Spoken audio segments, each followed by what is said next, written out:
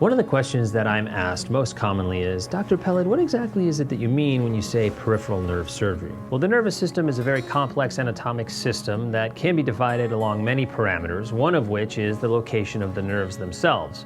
Along this parameter, there are two designations: the central nervous system, which simply means the brain and spinal cord, and the peripheral nervous system, in other words, all those nerves at the periphery of the brain and spinal cord.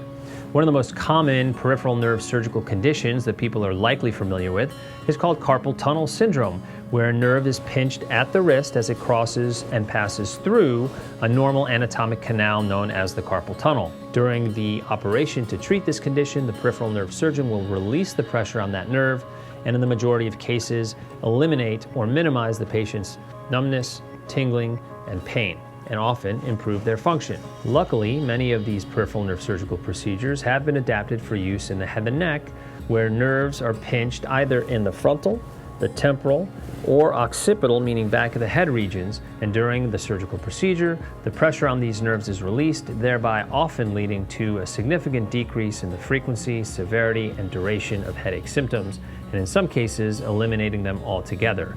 Moreover, and happily, many of these results are permanent.